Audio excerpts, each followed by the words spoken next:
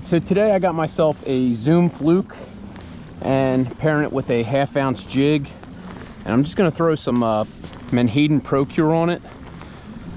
I feel like it can't hurt. And we're just going to try and set up on some ledges and jig them.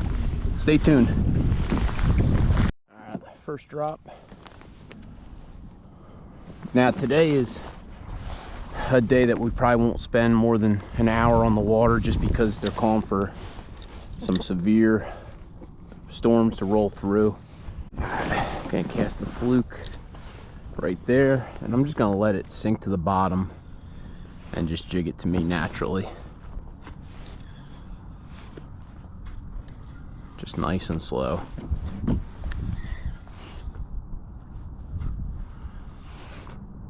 There's a fish. Let's go. Zoom Fluke, baby. Gotta love that first cast special. Not a big guy by any means, but super spunky.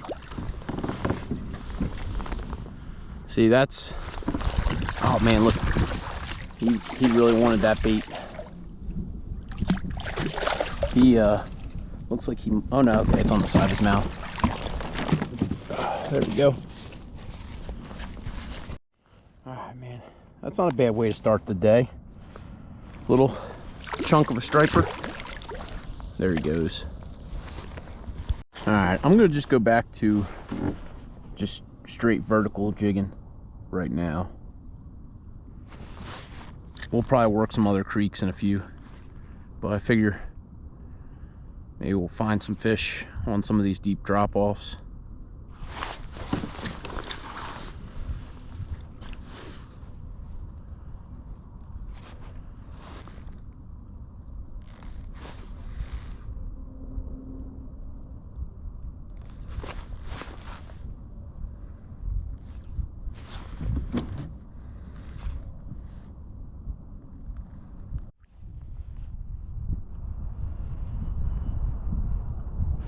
There's a fish. Oh yeah.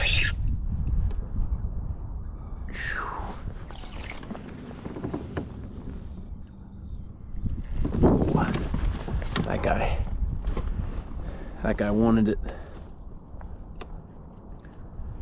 Man, it's not a bad one. Tell you what, man.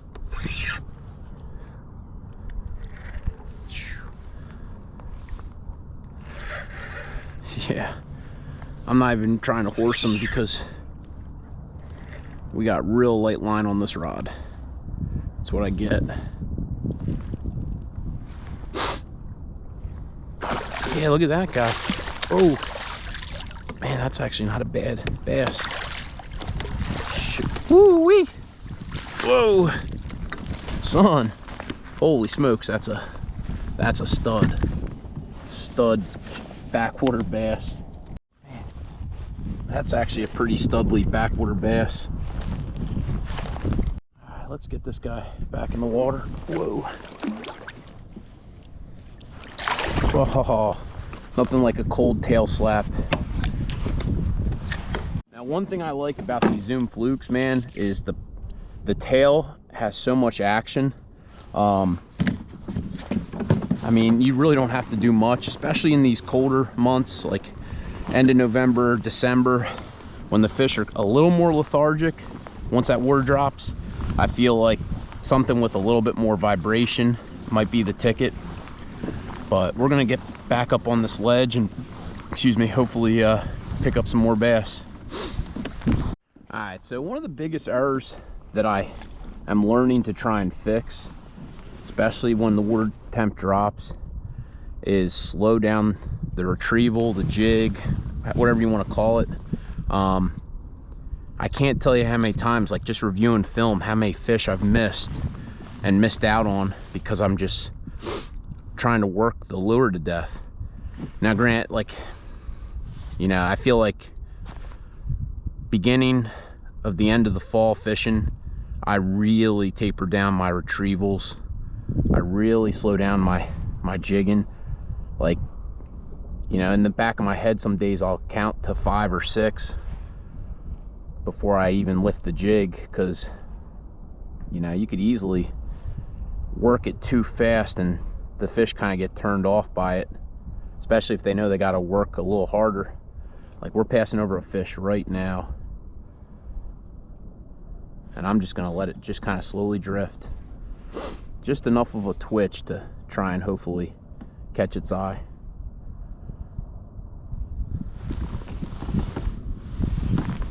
Man, let's see. Oh, there was a hit. See if we'll come back for it.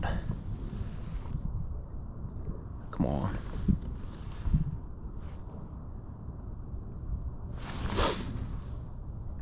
Took a swing at it and missed. Come on, come back. Oh, there's another fish though. Passing over some more fish. Come on.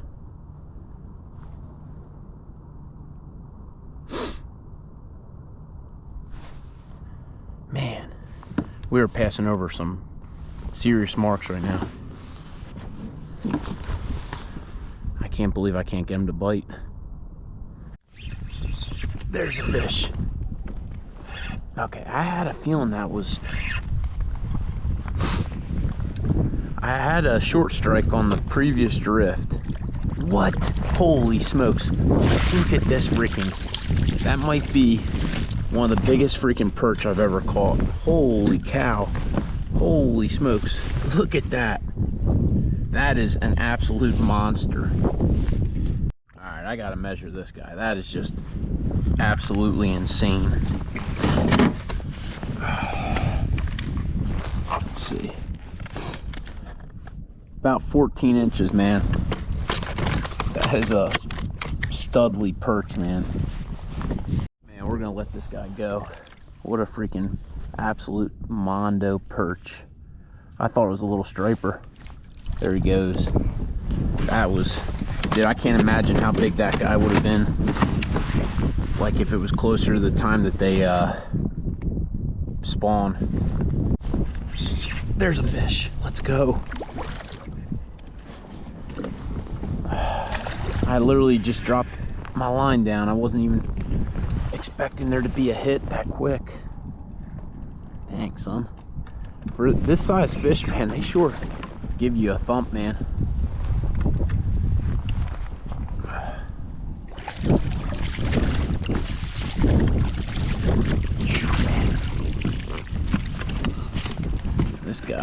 This guy absolutely inhaled it. Holy smokes. Look at that. Luckily, that's right in the roof of the mouth, so no harm done.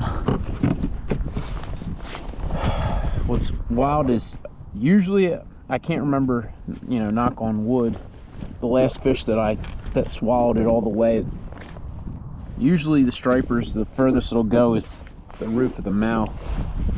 Let's get him back in. Because, you know, the last thing I want to do is damage a fish that we're not keeping. Alright, we're kind of passing over a ledge right now, so I'm going to drop the fluke down, see if there's a fish sitting on the back end of it. Sometimes you don't see them. You know what I mean? A lot of guys get too wrapped up in staring at their screen, trying to mark individual fish to jig.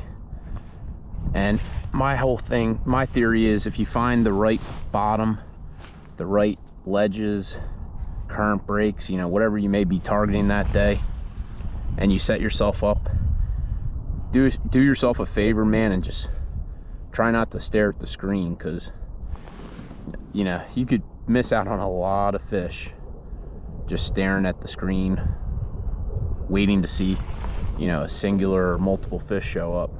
I can't tell you how many times, you know, I'm not paying attention to my rod because I'm just staring at the screen, waiting for that, you know, fish to pop up, and you get thumped and miss the hit.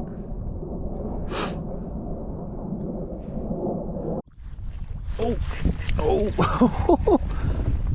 There must have been one sitting right there on that corner. That's awesome.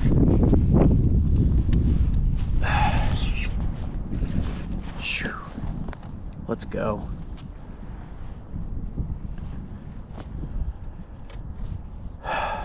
Tell you what, man, nothing beats this type of fishing. Holy smokes. This guy's not too happy.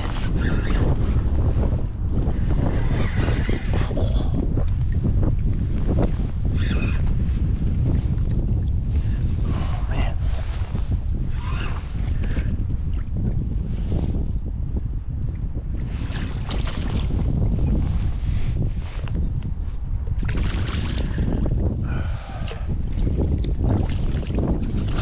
There we go. There she is. Man, that's actually surprising. This quality bass that I'm finding right now in some real shallow stuff. I would think with this cold, seeing you just learn new stuff every day, like a fish like that I would have thought would have been in some deeper stuff right about now. There he goes.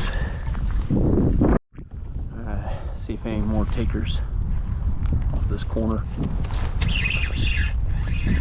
Oh, well, that's not a striper.